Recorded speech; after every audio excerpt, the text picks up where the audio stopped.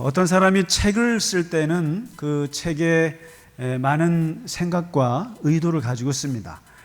그리고 목차를 구성한다거나 또 문단을 바꾼다거나 또 문맥을 옮기거나 할 때는 다 이유가 있고 그렇습니다. 이야기를 배치하는 것을 이렇게 할까 저렇게 할까 다 거기에 그 목차 자체가 일종의 메시지이기 때문에 그렇습니다. 마찬가지로 이 복음서라고 하는 것도 마태나 누가나 요한이 쓸 때 그냥 쓰지 않습니다. 그냥 하나님이 들려주시는 말씀을 그냥 받아 적었다 이렇게 볼 수 없고 정확히 하면 이 사람들도 자기가 이 이야기를 배치할 때 이 이야기가 어떤 메시지를 줄지를 다 생각하면서 합니다. 그런 면에서 오늘 18장과 19장에 있는 두 개의 이야기를 한 장 그 사이에 붙였다고 하는 것은 뭔가 누가가 생각이 있어서 그렇습니다.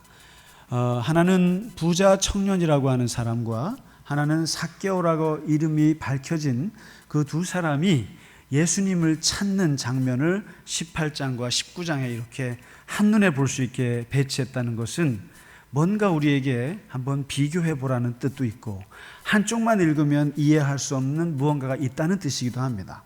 그래서 이 앞에 부자 청년과 뒤에 삭개오의 이야기를 같이 놓고 오늘 보는 것입니다. 이 부자 청년과 삭개오 이 두 사람이 예수님을 찾아왔습니다. 근데 이 사람은 공통점이 있는데 둘 다 부자입니다. 앞에 사람은 큰 부자이고 뒤에 사람도 부자입니다. 그리고 또 하나 비슷한 것은 아마 미혼이 아니겠나 싶습니다. 아직 결혼하지 않은 그런 싱글이었던 것 같습니다. 둘 다. 그리고 이 두 사람 다 예수님에게 나름 관심이 있었습니다. 그런데 차이점은 한 사람은 즐거운 마음으로 왔다가 괴로운 마음으로 돌아갔고 한 사람은 두려운 마음으로 왔다가 아주 기쁜 마음으로 돌아갔습니다.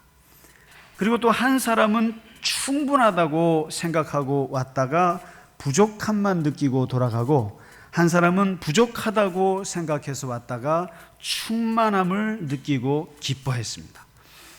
한 사람은 자신만만하게 왔다가 완전히 기가 죽어서 돌아갔고 한 사람은 기가 죽어서 왔다가 아주 자신감을 얻어서 자기의 삶을 새롭게 탄생시키는 그런 일을 맡게 됩니다.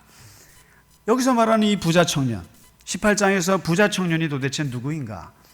이 사람은 젊은 나이에 부자가 된 사람입니다. 오늘날 같으면 나이 20대에 부자가 된다는 얘기는 기가 막힌 아이디어나 기가 막힌 그런 그 방법으로 미국의 저커버그 같이 그렇게 부를 창조하는 그런 젊은 부자들이 많습니다. 그러나 예수님 당시에 젊어서 부자라고 하는 것은 부모로부터 상속받은 것 외에는 방법이 없습니다. 그러니까 이 부자 청년은 부모로부터 상속받은 타고난 부자였습니다. 거기에 다행스럽게도 열심히 공부하고 또 다른 일 안 하고 그리고 열심히 애써서 자기 나름대로 고위 공무원이 됩니다. 일설에 따르면 산헤드린 회원이라고도 합니다. 그러니까 국회의원 수준의 70명만 뽑는 그 수준의 고위 관리가 된 거죠. 그러니까 이 사람은 그야말로 엄친하고 금수저고 그리고 거기에 아주 교육까지 잘 받은 정말 누가 봐도 호감도가 있는 사람임에는 틀림이 없습니다. 이 사람이 달려와서 무릎을 꿇고 나름 겸손하게 예수님께 와서 묻습니다. 선한 선생이요, 내가 당신에게 궁금한 것이 하나 있습니다. 무엇이냐? 내가 무엇을 하여야 영생을 얻을 수 있겠습니까? 이것은 지극히 철학적인 질문이고 심오한 종교적인 질문입니다. 내가 무엇을 해야 합니까? 삶의 철학에 대한 문제고 그리고 죽어서 죽음의 문제, 영생의 문제를 어떻게 해야 됩니까? 라는 종교적인 문제입니다. 내가 이 생에서는 물질적으로 풍요롭게 살다가 죽어서도 영혼이 평안하게 살고 싶은 욕망입니다. 어떻게 보면 굉장히 진지하고 사려 깊은 사람이라고도 볼 수 있지만 어떤 면에서 보면 참 욕심도 많은 사람입니다. 이 생에서도 잘 살고 죽어서도 잘 살고 싶은 욕망이죠. 왜냐하면 이 생과 내 생은 연결되어 있어서 내 생의 삶은 이 생이 어떠하느냐에 따라서 판가름 나기 때문에 어떻게 사는가가 중요한 것이죠. 어떻게 살아가느냐가 중요하고 그것이 곧 죽어서의 영생으로 연결되기 때문에 그 질문은 철학적인 질문이자 종교적인 질문이고 아주 중요한 질문이면 틀림없습니다. 근데 반면 삭개오는 누군가? 모든 인생들이 다 그러하듯이 우리의 다 인생 속에는 빛과 그림자가 있습니다. 그의 직업은 여리고 성을 전체를 관할하는 세리장이었고 부자였습니다. 이것은 그에게 빛이었습니다. 그러나 당시 로마 제국의 피식민지라는 억압적인 상황에서 보면 세리라고 하는 것은 피식민지 유대인들의 피를 빨아먹는 매국노의 상징이었고 유대인들에게는 그들은 창녀와 같은 죄인의 그룹에 속하는 사람들이었습니다. 특히나 삭개오는 신체적으로 키가 작아서 외모 컴플렉스에 일조했으며 사회적인 관계 능력에 치명적인 약점으로 작용했습니다. 그야말로 사회적인 왕따였습니다. 그러니까 세리라고 하는 사회적인 문제가 있었고 키가 작다고 하는 신체적인 약점이 있어서 그는 매우 사회적인 생활을 하기가 어려운 사람이었습니다. 어렸을 때 굉장히 머리가 좋았던 것 같습니다.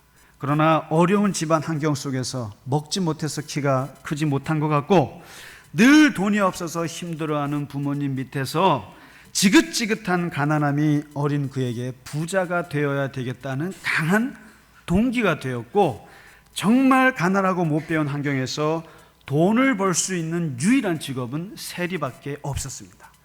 그래서 악착같이 돈을 벌었고 그리고 악착같이 성공했습니다. 그래서 이제는 그는 등 따숩고 배부른 세리장이 되어 부자가 되었습니다. 그러나 그에게는 항상 사람들의 따가운 시선이 있었고 비난이 있었고 민중의 등골을 빼먹는 흡혈귀라고 하는 소리를 들어야 했고 심지어는 그 당시 무장투쟁파 열심 당원들로부터 살해의 위협까지 받았습니다. 언젠가부터 이 대인 기피증이 걸렸고 그리고 사람들의 눈을 피해 다녔고 항상 혼자 다녔습니다. 이른바 혼족의 삶이 시작이 됐습니다. 삭개오는 오늘날 혼족의 원조이십니다. 혼밥, 혼술, 혼창, 혼행, 혼캠 무슨 말인지 아세요? 혼족은 혼밥은 아시죠? 혼자 밥 먹는 거. 혼술도 아시죠? 혼자 술 마시는 거. 혼창은 모르시죠?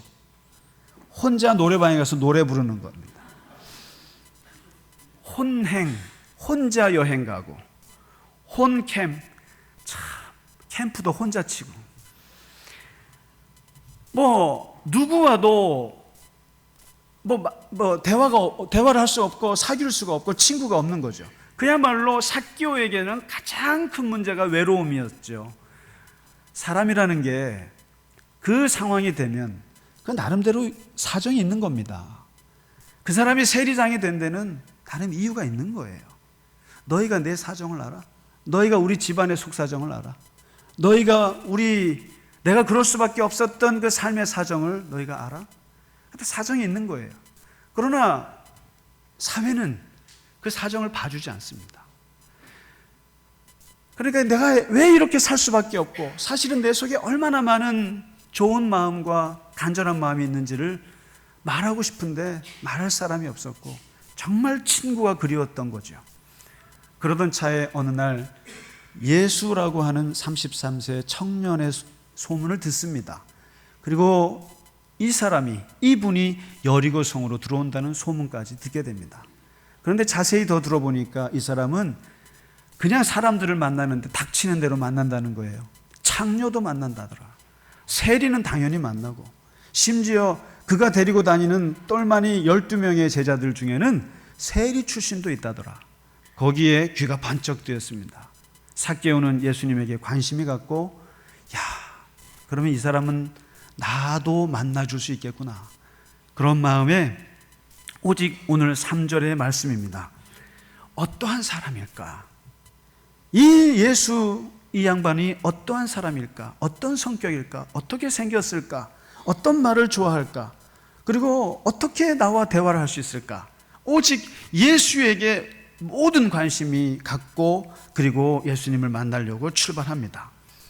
자, 여기서 오늘 18장에 있는 부자 청년과 오늘 19장의 삭개오가 예수님을 만나는 동기가 여기서 근본적으로 달라지는 거예요. 사실 부자 청년이 예수님을 만나는 동기는 철학적인 목적이었습니다. 종교적인 목적이었습니다. 예수를 통해서 철학 토론하고 싶었습니다. 자기의 삶의 문제를 토론하고 싶었고 예수님과 이야기하고 싶었고 그저 나의 영생의 문제를 좀 답을 얻고 싶었습니다. 그러나 이 삭개오는 예수님을 만난 목적이 아무것도 없습니다. 오직 그냥 궁금했습니다. 그냥 예수라고 하는 그 인간 자체가 궁금했고 호기심이 있었고 그분을 좀 만나고 싶었던 겁니다. 그 자체였습니다. 예수를 만나서 영생을 얻고 예수를 통해서 평화를 얻고 예수를 통해서 복을 얻고 예수를 통해서 내가 인간관계의 형통을 얻고 그런 목적이 없었습니다. 부자 청년은 예수님을 도구로 생각했습니다. 부자 청년은 예수를 통해서 자기의 문제를 해결하고 싶었고 예수를 통해서 자기의 질문에 답을 듣고 싶었습니다. 그러나 삭개오는 아무런 목적이 없이 오직 예수 자체가 목적이었습니다. 그냥 그 사람과 좀 사귀고 싶은 것, 요 정도였습니다. 그런데 놀라운 것은 이 부자 청년이 예수님을 찾아가는 동기와 삭개오가 예수님을 찾아가는 동기가 사실상 오늘날 두 종교의 대표적인 상징이 됐습니다. 다시 말해서 예수님 당시에 지중해에 큰 종교가 둘이 있었습니다. 하나는 히브리 종교, 바로 유대교입니다. 또 하나는 그리스 이성을 중심으로 하는 아테네의 신이 있습니다. 이성입니다. 이성이고 그리고 그들은 그리스 문화의 다신교가 있었습니다. 바로 이 히브리 신앙의 여호와 하나님과 그리고 그리스 철학의 신들과 충돌이 있었던 게 바로 이 당시였습니다. 그래서 사실은 아테네 신과 예루살렘의 하나님이 어떻게 다를까? 어떻게 다를까? 이 그리스 철학자들은 이성으로 모든 걸 해결하려고 했고 그리고 히브리 사람들은 신앙으로 하나님을 찾았습니다. 그 김용규 박사라고 하는 분이 계신데 이분은 일찌감치 독일에서 철학을 공부하시고 또 신학을 석박사 때 해서 철학과 신학을 두루 섭렵한 분이세요. 근데 한국에 들어와서 대학에서는 아마 안 가르치는 것 같아요. 근데 책을 얼마나 잘 쓰시는지 또 아주 굉장히 큰 책들을 많이 씁니다. 지난번에는 10계명에 대해서 한 700페이지짜리 책을 쓰더니만 책값이 너무 비싸요. 근데 이번에는 신이라고 하는 기독교 하나님을 주제로 해서 신이라는 주제로 900페이지짜리 책을 썼습니다. 더 비쌉니다. 근데 이 방대한 책에서 기독교의 하나님을 4가지로 정리를 했어요. 기독교의 신은 첫째 존재이시다. 둘째 창조자이시다. 셋째 한 분 유일신이시다. 쭉 정리합니다. 몇백 페이지를 담아서 그거를 한 챕터씩 다룹니다. 근데 맨 마지막 중간에 하나님은 인격이시다. 이 장이 있었습니다. 하나님이 인격이시다. 바로 이 인격이라고 하는 말이 다른 건 몰라도 기독교의 하나님을 가리키는 가장 중요한 특징이라는 겁니다. 인격이다, 하나님은. 그래서 성서에 보면 하나님의 모습을 손, 귀, 얼굴, 눈 이렇게 다 다릅니다. 하나님의 손, 하나님의 귀, 하나님의 얼굴 이렇게 표현하는 게 많습니다. 그리고 하나님은 웃기도 하시고 하나님은 냄새 맡기도 하시고 휘파람을 불기도 하시고 하나님은 후회하시기도 하시고 그리고 탄식도 하시고 기뻐하시고 진노도 하시고 심지어는 여인이 아이를 낳을 때 비명소리 지르는 것처럼 하나님도 비명을 지르신다. 그래서 성서는 곳곳이 하나님의 인격적인 모습, 인간적인 모습들을 그대로 담아내고 있습니다. 그래서 이것을 세네카라고 하는 사람은 하나님의 인격적인 것을 운명이라고 표현했고, 사도 바울은 이것을 예정이라고 말을 했고, 그리고 칼빈은 이것을 섭리라고 얘기했습니다.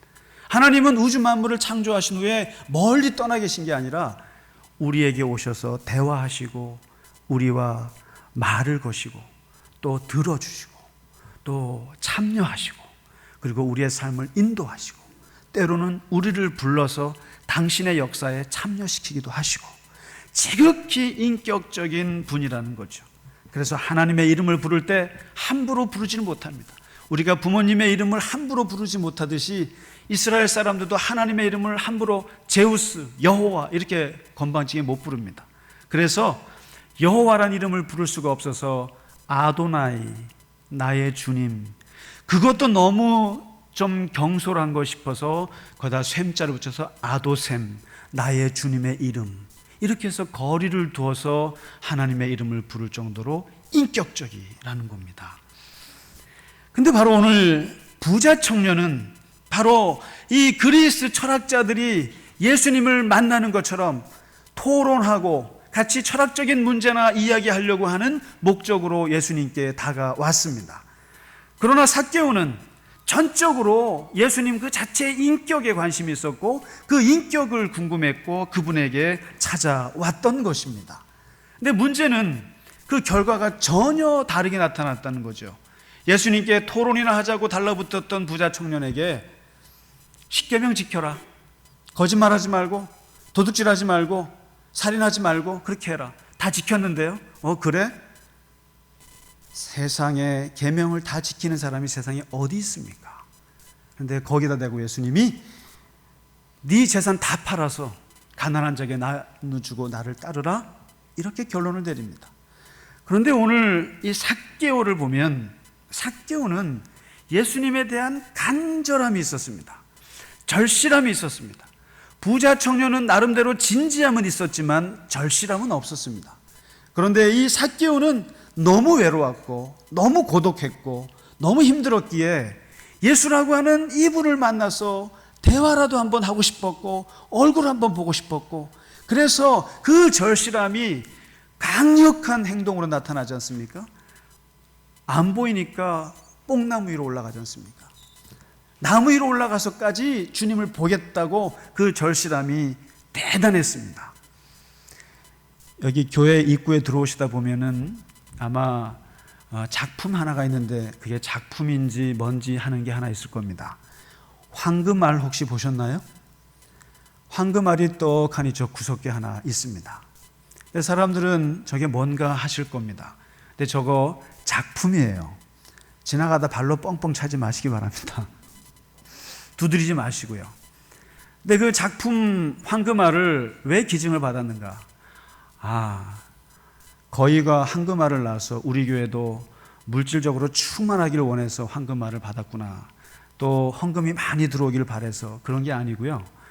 저 황금알의 제목이 하도 사람들이 그냥 관심이 없어가지고 그걸 떼어버렸는데 그 제목이 한자 성어입니다. 줄탁동시입니다. 줄탁동시. 이 줄탁동시라고 하는 한자 성어의 뜻이 있는데, 달걀이 부화가 끝나서 이제 병아리가 나올 때가 되면은 이제 나오기 위해서 이 껍질을 쪼아대기 시작합니다. 3시간 만에 나오지 못하면 질식해서 죽기 때문에 사력을 다해서 쪼아댑니다. 쪼아댈 줄입니다. 쪼아댈 줄. 열심히 나가려고 쪼아댑니다. 근데 그때 바깥에서 어미닭이 그 쪼아대는 소리를 듣고 바깥에서 그 병아리가 쪼는 그 지점에 정확하게 쪼아주는 것을 탁이라고 합니다. 쪼아댈 줄, 쪼아줄 탁.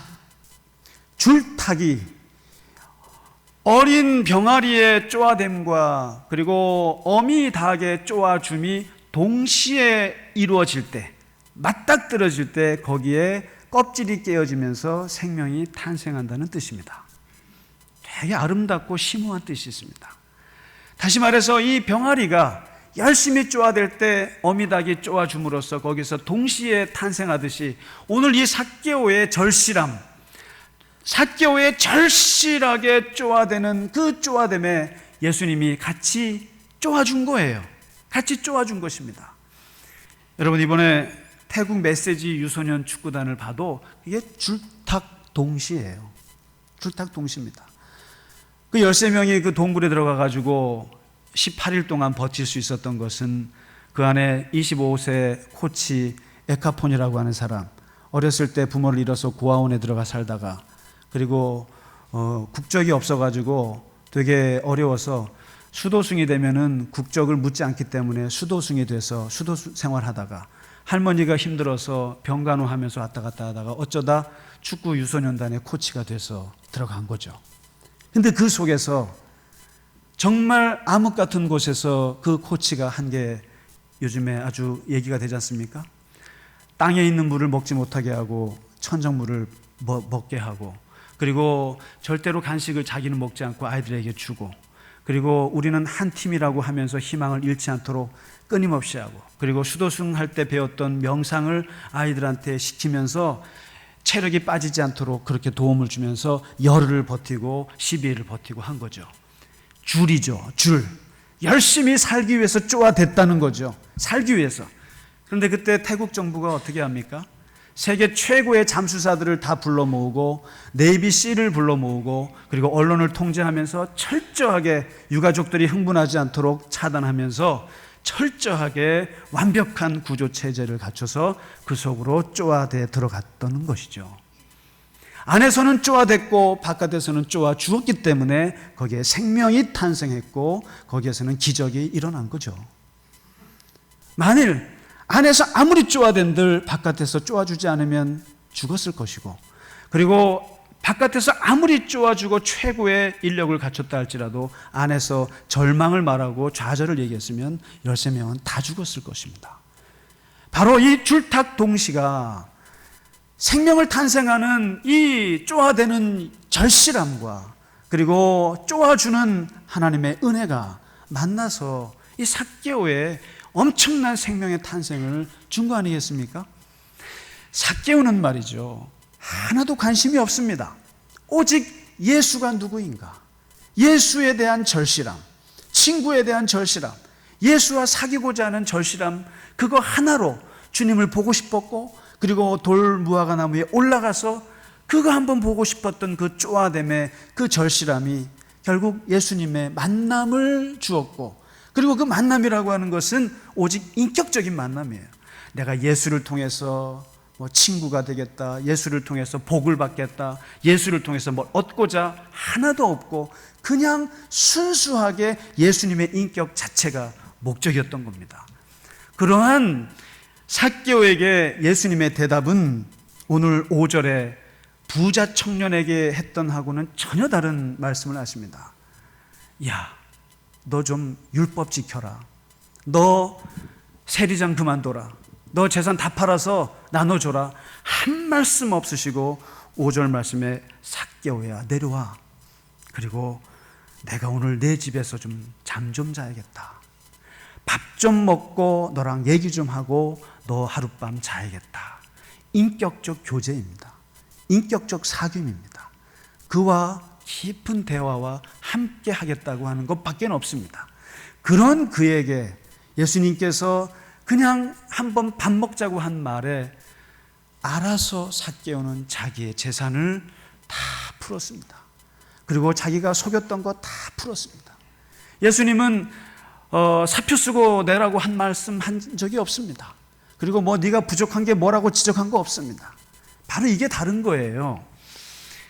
부자 청년과 같이 예수님에게 와서 그냥 어떤 철학적인 목적을 가지고 어떤 예수님에게 뭘 얻고자 온 사람들에게는 예수님은 굉장히 경직된 대답을 주십니다.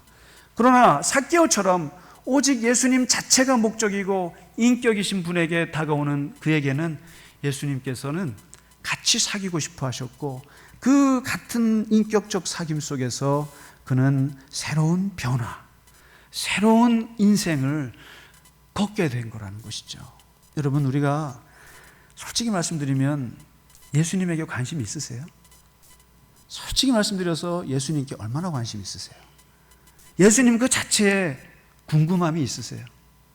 예수님이 어떤 분인지, 또 예수님이 어떤 성품이신지, 그분이 뭘 원하시는지 혹시 관심 있으세요? 절실함이 필요한 거 아닐까요? 절실함이 있어야 하는 거죠. 그냥 예수 그 자체에 대한 절실함, 삭개오 같은 절실함, 그 유소년 축구 아이들의 절실함, 그 병아리들의 그 절실함, 그 쪼아됨 속에 하나님께서 인격적으로 우리에게 다가오시고, 그리고 우리와 대화하시고 우리의 삶을 간섭하시고 이끌어 가시리라 믿습니다. 하나님은 인격이십니다. 하나님은 우리와 사귀기를 원하십니다. 우리는 그분이 우리의 삶의 목적 그 자체입니다. 그분을 사랑합니다. 사실 그 사랑함 속에 모든 문제의 해결이 있고, 거기에서 새로운 생명의 탄생이 우리에게 일어날 줄 믿습니다. 우리 같이 찬송 같이 하겠습니다. 428장